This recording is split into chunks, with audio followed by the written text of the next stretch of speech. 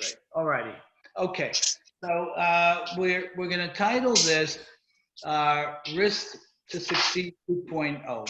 So this is something that I've taught for many years based on the book that McGraw-Hill published. And at this point, I thought it would be nice to circle back to it, and just share some perspectives with a lot of what's new in the world, from an understanding from a Torah perspective, and of course from a world events perspective. You know what? I'm going to actually mute everybody. I think it's going to be too hot. Okay. All righty. Great.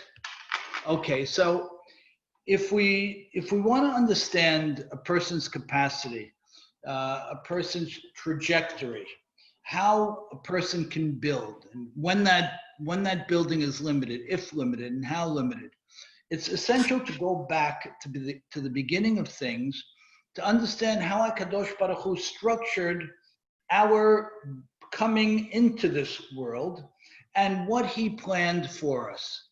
So I want to spend a few minutes in Sefer Bereshit, and it starts with the following. So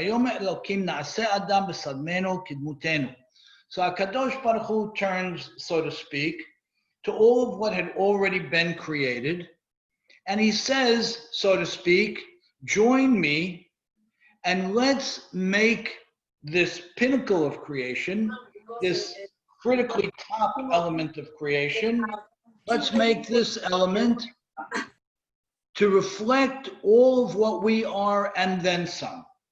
To reflect all of what we are and more. So according to some perspectives, HaKadosh Baruch Hu, so to speak, calls together all that he had created before, the heavens, the earth, the plant kingdom, the animal kingdom, and so on. And he says, now we're ready, now we're primed. Let's now join together collectively, so to speak, and contribute to the pinnacle of creation, to man. And this pinnacle of creation, humanity, in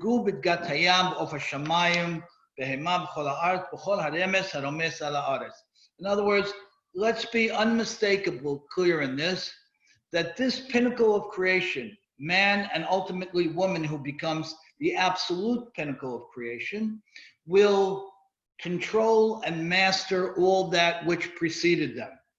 Vayivra Elohim et ha'adam b'tzalmo b'tzelem Elokim bara'oto zachani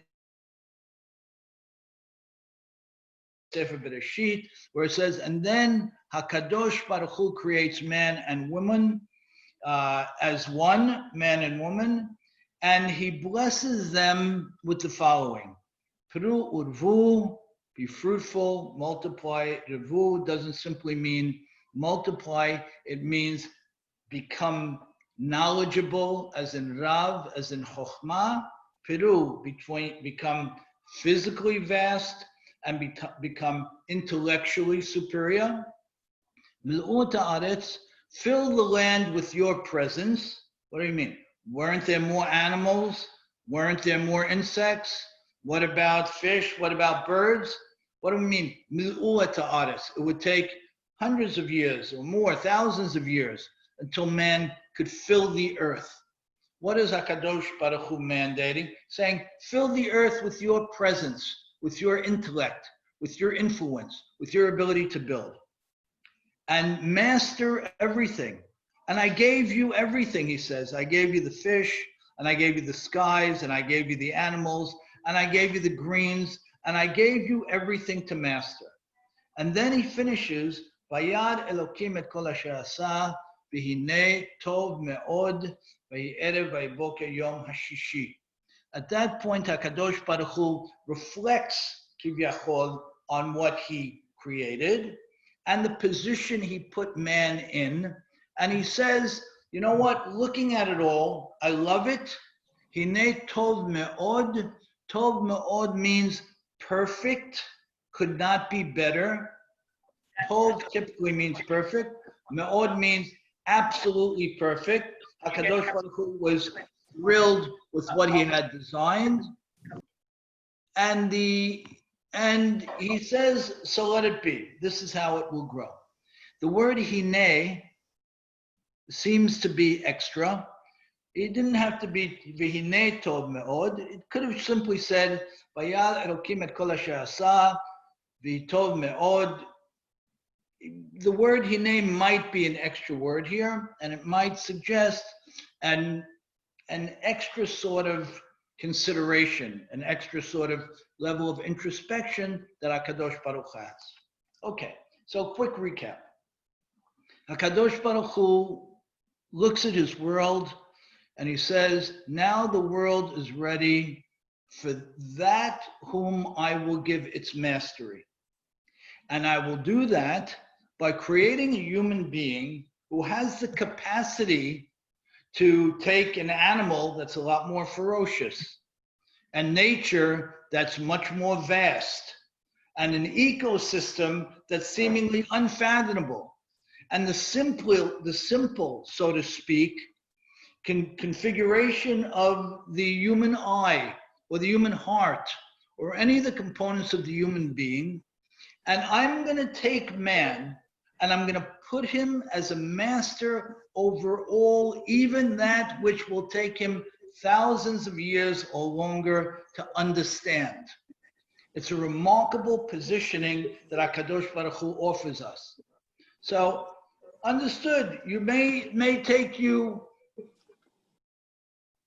thousands and thousands of years to understand the simplest processes in the world, but with all that, you will master those processes. Fine. It's important to note that there are several terms used for creation. The first one, the one used in the creation of heavens and earth, and again in the creation of the animal kingdom, and then man, is this concept of bara. Bara means to create with thought. And how do we understand that? We understand it because everything that follows is more actionable. It says after Bereshit, bara Elokim et hashamayim v'et haaretz, vayivra Elokim, using those terms, but then we move to Vayomer Hashem Yehi Or, Vayas Hashem et harakia, Vayavdel ben mayim l'mayim. In other words, we have to back into an explanation of the word bara. And if we see that HaKadosh Baruch Hu used other terms to create, namely, he spoke certain things into existence, he physically, so to speak, brought certain things into existence, he then physically refined those things that were brought into existence. So the only thing we have left to understand in terms of how HaKadosh Baruch Hu brought the key elements of creation into existence is thought. Now this is a huge element for us because it takes the position for us forever that the same way HaKadosh Baruch Hu thought the most essential elements of existence into existence, we need to do the same thing. Meaning, thoughts are the most powerful of things. Thoughts need to be managed, appreciated, valued, saved, cherished. So, first 2 points. Point A, we need to understand that HaKadosh Baruch Hu, in graphic detail, empowers us, mandates us forever to lead, to grow, to control, to enhance, to enrich the creation that he brought in. And he makes that point very clear. And even though, again, we weren't equipped or suited at the outset to do so, he empowers us to do so. Good. Ricky? Step 2. Huh? I wanted to ask you at what point does he use speech? Utterance. At what point? At what point, at what day does he create with utterance? When he says, Vayom Hashem Yehi Or, immediately. He utters light into existence with the term Vayomer. So he immediately uses speech. Once he thinks the overall unstructured reality into existence, he then speaks to defining. So And he immediately goes to light. Yeah? Okay. Great. Thank you. So one of the important takeaways for us is that as the creators, as those empowered to continue this process, we need to revere and cherish the element of thought. Meaning, when ideas come to mind, I need to record them. I need to care for them. And this is something that you'll see, being that we're talking about personal leadership, career leadership, communal leadership in terms of risk to succeed. It starts with understanding my capacity based on what HaKadosh Baruch Hu mandated it to be, and B, understanding where it starts. Because as time goes on and people become more sophisticated and more socially interactive and better read, some have less regard for that nurturing thought that just came to mind, that new idea, and they'll be quick to dismiss it. HaKadosh Baruch Hu says, no, opposite. Grab it, record it, cherish it. Great creation, extremely complex infrastructure starts with thought. Now, there's another very important element here.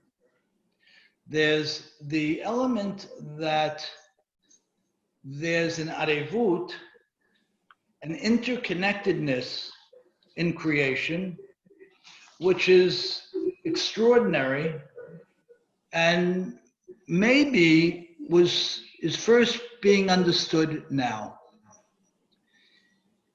We have a setup in creation that goes as follows.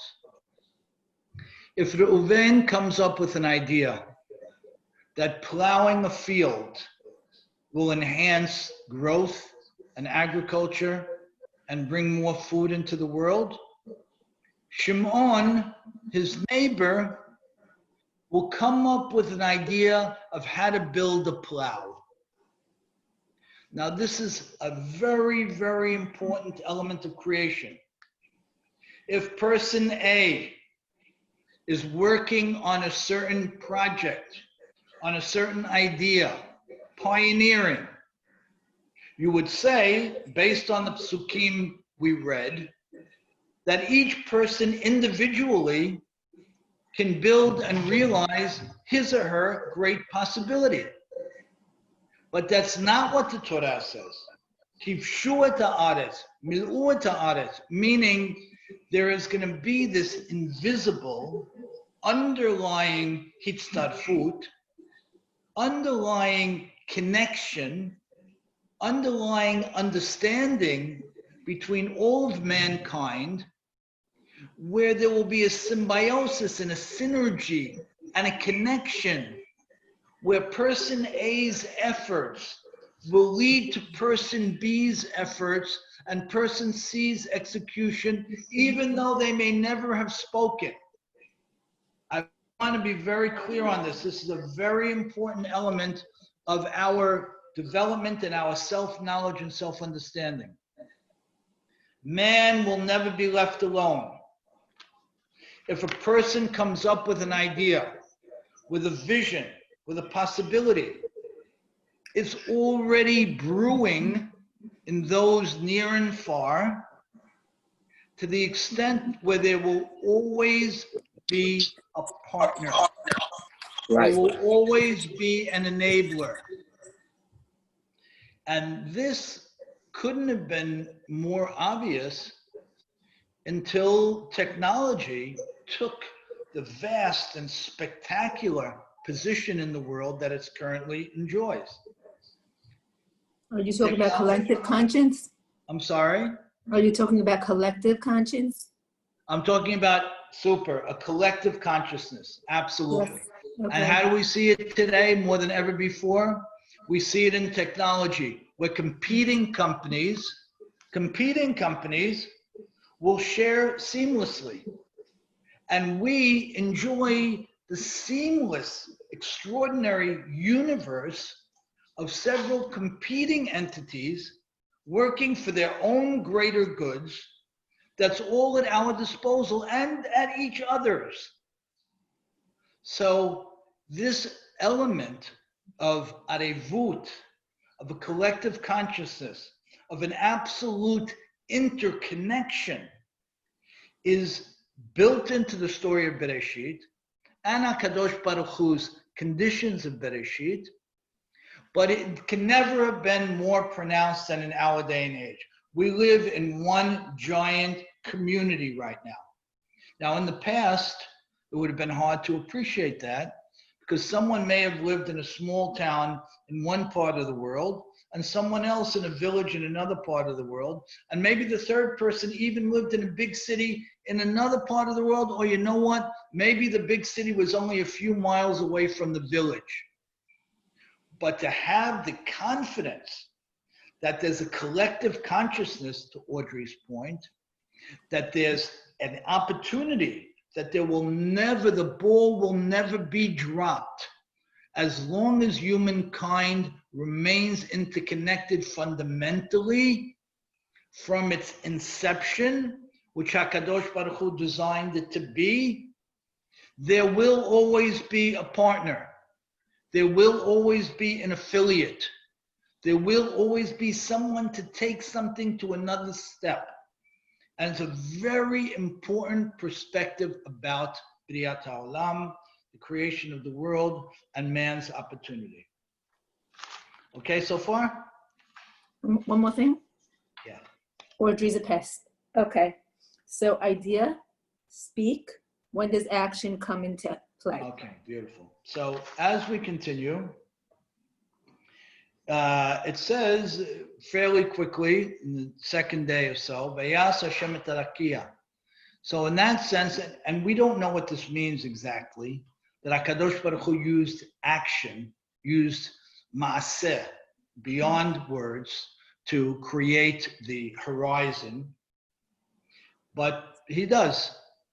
And then it says Vayavdel, which is another, we would call it actionable, but we don't know. It may have been done through thought or through speech, where he separates the waters and he creates the horizon and he creates the universe, we would call it. And then we go further and we have the term Vayitzer, where HaKadosh Baruch Hu refines what he created. In fact, that term is used for human beings as well. So HaKadosh Baruch Hu goes out of his way, to create a very detailed, step-by-step, process-oriented creation description. And he calls out all the different elements. So to your point, Audrey, he's giving us a roadmap. And he's telling us, think the concept out first. Let it be a fledgling idea. Grab it, hold it, save it, protect it. Step 2, verbalize it. Verbalize it to someone whom you trust. We call that person a hebruta, or a success buddy. Step 3, and we're going to talk about all of this more in detail. Begin to actionalize it. Begin to take steps in that direction. Be mavdil, nuance it, tweak it, discern it. But don't do that until you've thought it through, you've talked it out, you've put some facts on the ground. So now it's real, it's established. The nuancing won't kill it. Once you've done that, now nuance the idea. Then HaKadosh Baruch Hu says, Vayvarech, get behind it, bless it, commit to it. All of these are unnecessary in terms of HaKadosh Baruch Hu's description of creation of the world. Could have simply said, and God created everything. And God spoke everything into being, and God worked everything into being. Any of those would have been sufficient. But if we use the story of Bereshit and the process of Bereshit as a roadmap, then we need to begin to cherish each of these steps in the creative process. Thought, speak, title, Vaikra, HaKadosh Baruch Hu titles something. I know in my own life, I always put a working title to an idea. I find it extremely valuable, even though the name of the idea will change over time. Once I've thought about something and talked it out to a point, I'll give it a name. And it doesn't matter what the name is, as long as the name resonates with me and makes me feel that I've identified something. We then tease it and distinguish it and empower it. And we're going to discuss all of these things in detail. Okay, so far? Yes, thank you. Okay, great. So the Sefer Ikarim says a very interesting thing. He says that the HaKadosh Baruch Hu gave the human being an ability at absolute correction. A very interesting point. He says in the 6th Perek, the beginning of the 6th chapter, that there's redundancy in the human being. There are 2 ears and 2 eyes. A person doesn't need that. He can smell effectively and hear effectively with only one of each. So he uses that as sort of a mashal to say that the redundancy is built into the physical body to shout to man that he has the perpetual ability to build. Meaning, he says that a person should look at Maaseh Bereshit, appreciate the mandate that HaKadosh Baruch Hu offers, but it's more than that. Man has power beyond his physical self in the sense that there are redundancies in him which suggest that when he falls, he can get up again. When he stumbles, he can stand tall again. But more than that, Rabbi Yosef Albo says, the fact that there's a hemshech, that there's another generation, that there are children, that there's a continuity and a continuation, needs to empower man to understand his capacity.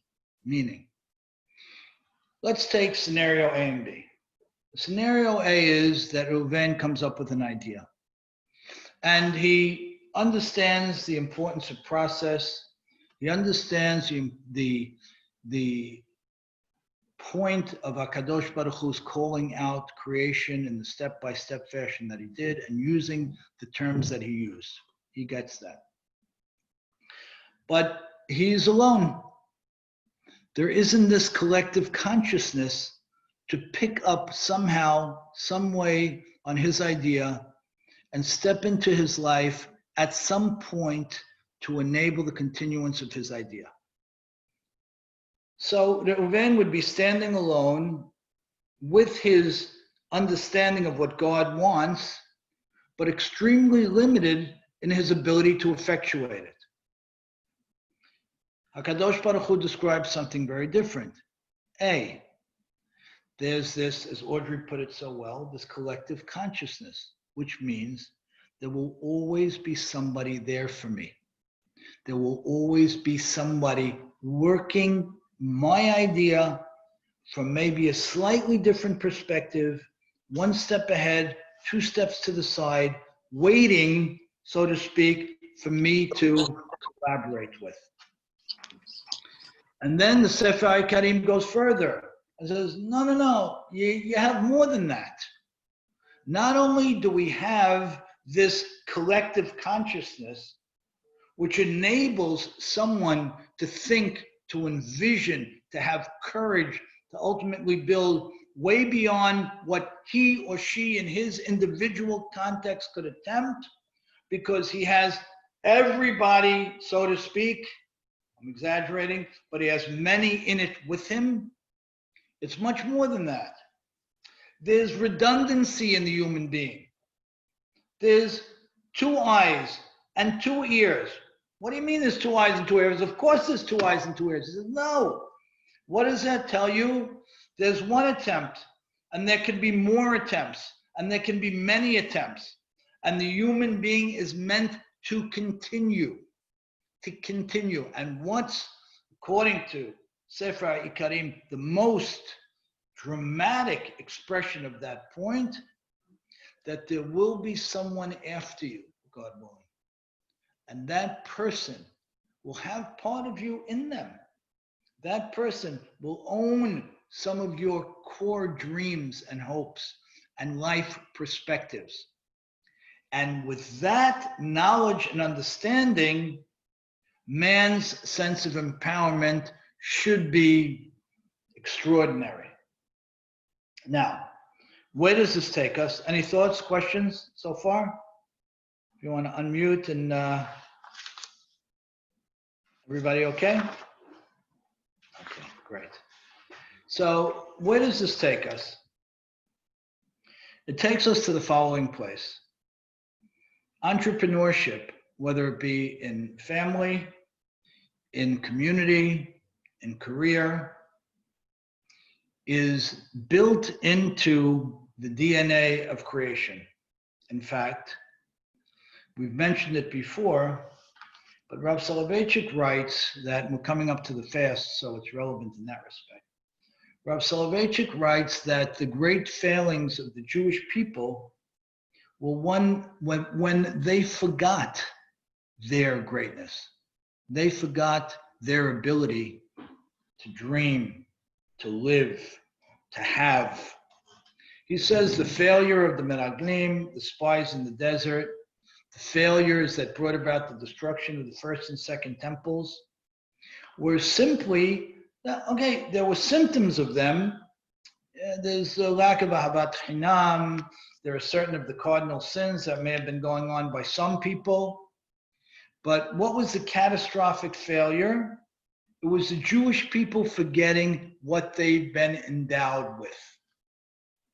So, as we mentioned in the narrative announcing this class, if a person is 18 or 88, if he's built or she's built a ton or not a lot so far, in a career perspective, chesed perspective, family's perspective, all of the above, he needs to know that Hayom Harat Olam, that the process renews itself today, and that it's bubbling right below the surface. And to the extent that we simply reach in and touch it, we now connect to this extraordinary club of people on the planet who have overwhelmingly brought the greatest good to the planet, and those are leaders and entrepreneurs.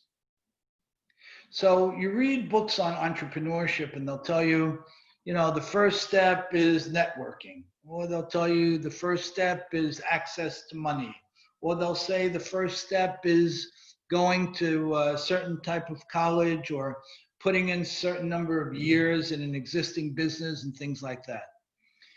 Those are all nice steps, but the first step is to understand who I am. The first step is to understand that with which I'm endowed. Okay, so far? So, I look at the story of creation, and I'm looking at me, and I'm looking at today, and I'm looking at what my possibilities are.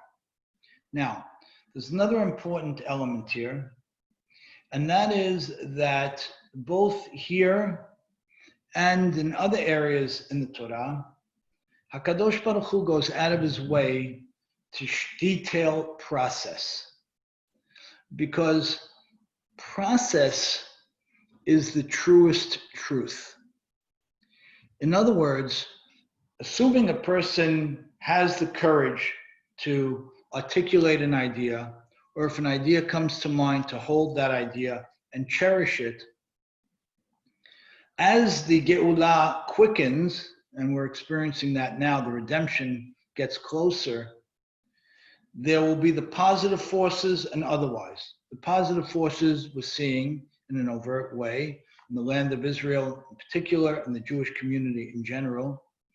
And then the non-positive forces, one of which is the compression of process, where people don't value as they did the perspective that courage takes time to manifest. And entrepreneurship takes time to stick. And our rabbis go out of their way to say that the story of Bereshit and many other things that are detailed in the Chumash were detailed in an overly step-by-step, process-oriented way, because it's important that a person understands that process is golden. That process is wonderful. That process is enriching. And we know, and it's cliched and everybody's aware of it, that the average overnight success takes between 10 and 15 years. So, as a launch to our risk to succeed track, we start with know who you are and what your capacity is.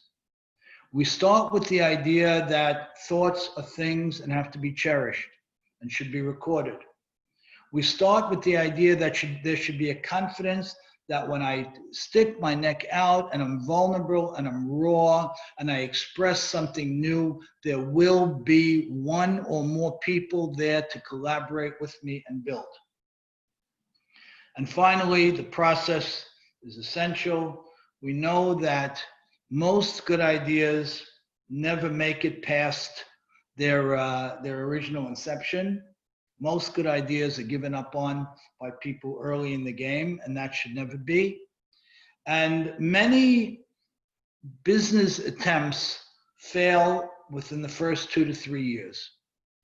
Generally speaking, many of those failures are 3 feet from the goal, so to speak. 3 feet from the goal. Very often, a person has worked very hard, invested immensely in something, and rather than having 1 or 2 people around him and the self-strength to continue to move, he or she gives up. And what's been found over time in studies that have been done on this is that more often than not, that stepping away, that yeush, is right before it would have happened. The success would have happened. Now, the Kabbalistic perspective on this is very, very exciting. And we'll pull this together, and with this we'll wrap up. The Kabbalistic perspective says the following. When a person has the courage to take an idea, bara, to hold it, to record it, to speak about it, to begin to act on it, and we'll talk about all of these things in detail. HaKadosh Baruch Hu recognizes that courage and at the outset rewards it disproportionately to the effort. Very important. A person works X amount, puts in 50 hours of work. Based on his or her 50 hours of work, the reward should have been X. The reward should have been this level of collaboration, that investment partner, this exposure in the market. The 50 hours should have brought X.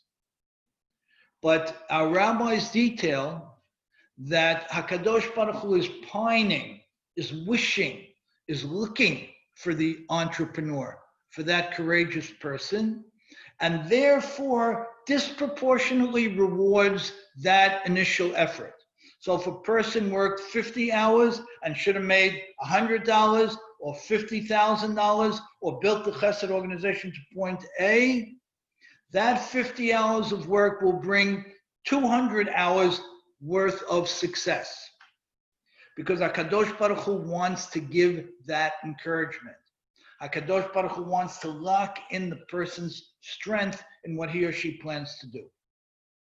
But after that, our rabbis detail, HaKadosh Baruch Hu purposefully steps back and makes it hard and causes fear to step into the process. You'd say, why would he do something like that? And he does it because you have to earn it. So he steps out, and it's important to recognize each phase. It's important that after a person has put in a certain effort on something, and again, it could be anything from family, where a person reaches beyond and becomes vulnerable and attempts to build the family to an altogether different level, or chesed, or career. So in the beginning, HaKadosh Baruch Hu says, wow, you're a champion of creation. You're doing everything I wanted. I'm going to disproportionately reward you. And again, if there were 50 hours of work, should have brought, let's just say, $50,000 in value, it'll bring 4 times that. And then HaKadosh Baruch Hu says, wait a minute, life is serious. Belief in me is serious. Belief in yourself is serious. So I'm going to take a step back, and as strongly as it came on, that's how strongly it's going to back off. And that's where, lo aleinu, many people drop it. That's really the point of test. That's the point where we need to go back to the story of Bereshit and some of the other elements that we've learned and say, I got it. I know what's happening here. This is the process. And over time, I work through this, and now I'm a master. And that's the way things move. So, whatever the platform might be for personal growth, it's important to know that demands on personal growth never end. And it's important to look at it like that. HaKadosh Baruch Hu doesn't give the opportunity for personal growth. He demands it. That's what makes the world great. And as we know, there are different opinions on what HaKadosh Baruch Hu will ask the human being after 120 years. And one of them is, and I find it extraordinarily curious and uplifting, Nasata benatata emunah. What does that mean? Did you do your dealings with a sense of loyalty, with a sense of commitment? Emunah is not honesty. Emunah is commitment. Emunah is loyalty. What does loyalty mean? To be loyal to the mandate that the human being was given. The other perspective we need to remember is Hayom Harat Olam.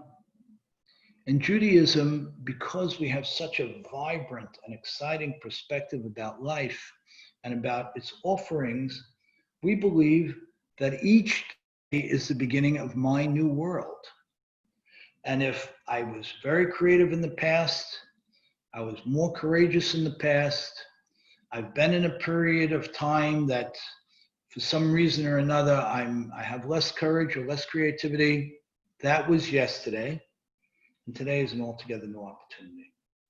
So, entrepreneurship, risking, reaching, being vulnerable, trying, being outside of our comfort zones, all the modern day terms, is an inherent, essential part of Enoshut, of humanity in general, and of the Jewish people in particular. And to the extent that times get rough, if and when they get rough in an entrepreneurial effort, and we'll talk about that as well, we go back to the first Pesukim, the beginnings of it all, that describe this spectacular process of an absolute interwoven reality with humanity connected in every respect to build. So I want to thank you all. Thank you, Sari.